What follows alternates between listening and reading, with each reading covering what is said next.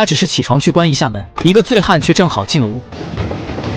眼看对方不怀好意，女孩赶紧将外套穿上，躲回了男友身旁。然而下一秒，醉汉突然将门拉开，身后还跟着一群男人。他们是钻井公司的安保，长期都生活在鸟不拉屎的山区。在酒精的作用下，醉汉竟直接坐在了床边，他肆无忌惮，不断调戏着眼前的女孩。身后的同事也不阻止，反而在一旁看起了热闹。男友见状忍不住了，一脚就把醉汉给踢下了床。本以为对方会因此收敛，不料他却变本加厉，又开始挑衅起两人来。由于都是同事，男友并不想把事情闹大，一把推开醉汉后，便重新将门关上。可还没等他穿好衣服，场面顿时混乱起来，而身后的同事们此时都露出了真面目。只因女孩是保留地的印第安人，他们觉得这并没什么。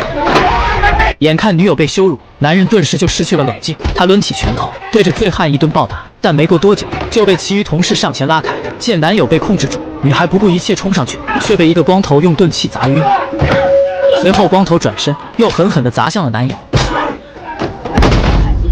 这下两人都被砸晕，可本以为事情就此结束，没想到这群人渣竟对女孩进行了轮番侵犯。这时男友突然醒了过来，见女友被几人侮辱，他卡住醉汉脖子死不放手，并让女友趁众人围殴他时逃离。女孩穿上裤子迅速起身，最后看了一眼男友后，便选择跑出去求救。可在这被冰雪覆盖、没有公路也没有信号的偏远山区，连鞋都没来得及穿的女孩，是否能逃离掉危险呢？第二天，正在打猎的猎人克里发现了一串带血的脚印，警觉的他立即换上白色衣服，随后背上武器，顺着脚印向前走去。没过一会儿，一道蓝色的身影赫然出现，克里随即紧张起来，他小心翼翼地走了过去，等到了跟前一看，顿时就被吓了一跳。只见女孩被冻成了冰块，早就已经失去了性命。而最关键的是，克里认识这个叫娜塔莎的女孩，克里顿时悲痛不已，随后拿出对讲机报了案。很快 FBI 派女探员班纳来调查此案。一行人骑着雪地摩托车，穿过暴雪天气来到了案发现场。由于尸体被冻成了冰块，所以要送去给法医鉴定。而克里通过脚印分析，娜塔莎一直都在雪地里跑，因为吸入了过多冷空气，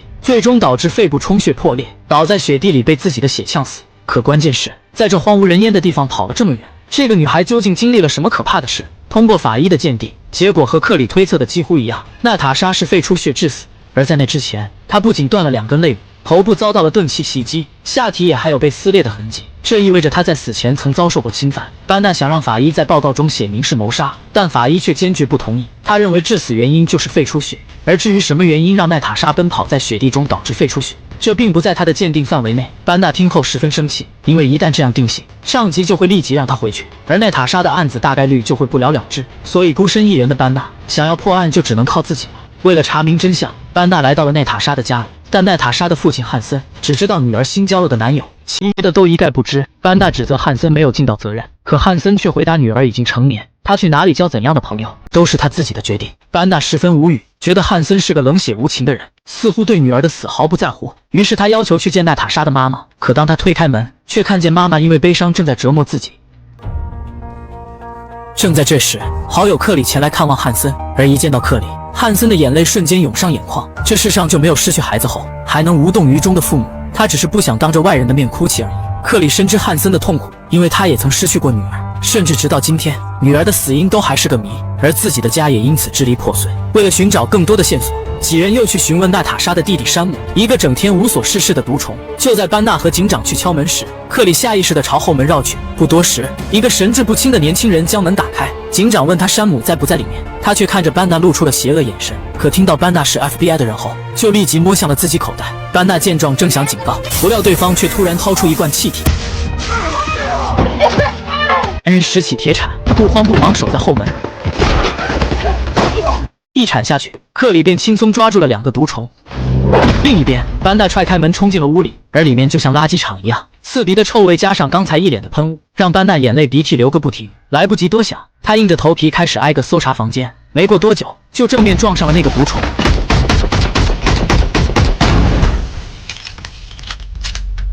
眼看对方奄奄一息，班纳本想叫救护车来，但赶来的警长却说没有必要，因为最近的救护车过来最少都要1个小时。Let's go. 等2人走出屋外，山姆已经被克里绑了起来。他还以为几人是冲他来的，却不知道自己姐姐惨死野外。克里他们此行的目的，只是想问他是否知道姐姐的男友是谁。等救护车和支援赶到后，克里递给班纳一个望远镜，就在远处的山脊上有一条可疑的雪橇痕迹，看样子正是往发现娜塔莎尸体的方向赶去。而可疑的是，这人骑雪橇去往那边，但却没有回来的痕迹，这是为什么呢？ Answers are out there. 为了查明真相，两人骑上雪地摩托，并沿着痕迹一路来到了山脊另一边。可刚到达目的地，就被眼前的一幕吓了一跳。只见一具尸体躺在地上，已经被秃鹫啃食了大半。两人赶紧回去向警长报告了情况。随后，克里独自找到山姆，悲伤的山姆告诉他，姐姐奈塔莎的男友名叫马特，是附近钻井工地的安保。那混蛋跟克里差不多岁数，自己本来想揍他一顿，但姐姐却不准他动手，还说他们是真心相爱。眼下终于有了一点线索，克里决定隔天一早就去钻井工地问问。然而他还没回到家，班纳就带着鉴定报告找了过来。没想到白天的那具尸体竟正是奈塔莎的男友马特。看来一切的真相都在那个钻井工地上。随后两人进了屋，通过聊天，班纳也得知了克里的悲痛经历。原来就在3年前，克里的女儿艾米丽也惨死野外，找到时尸体已经被狼群啃食，死因至今都没查出来。克里痛苦万分，而现在奈塔莎也一样的死法，让克里更加痛恨那些施暴者。隔天一早，警长带上镇上的全部警员，一起赶往了钻井工地。而作为猎人的克里，习惯性的去周边寻找线索。一名安保看到后主动上前交涉，警长询问他马特的情况，安保却告诉他，3天前马特和女友发生争执，随后两人就离开了这里，一直没有回来。他们也在等公司决定是否报警。说话期间，更多的安保走了上来，但这时班纳却发现了异样。What happened to you two? 安保愣了愣神，然后随便找了个理由敷衍过去，但他没有想到自己很快又露出了马脚。因为在谈起马特时，班纳说他女朋友填了一个失踪人口的报告。 What happened at the? I thought you guys turned in a snowdrift right before the storm. Excuse me? I heard her name go out over the radio when you guys found her. I don't remember using her name.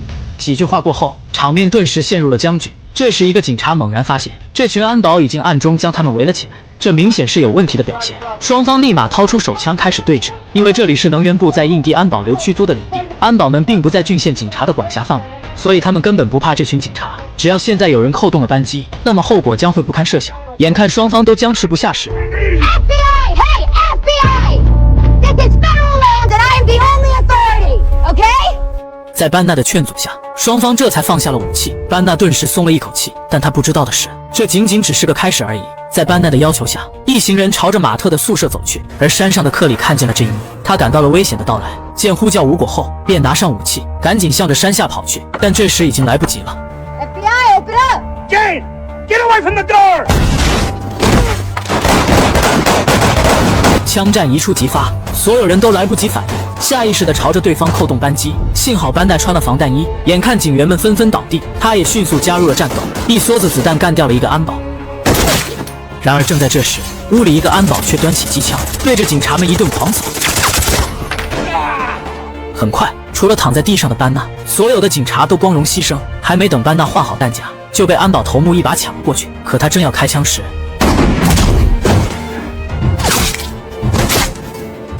外面的安保被克里干掉后，屋里剩余的两人吓惨了，赶紧寻找克里的位置。然而下一秒，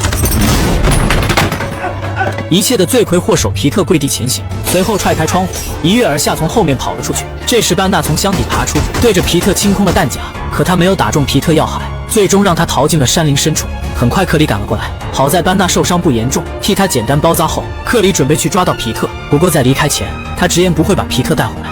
You have to know that. I do. Good.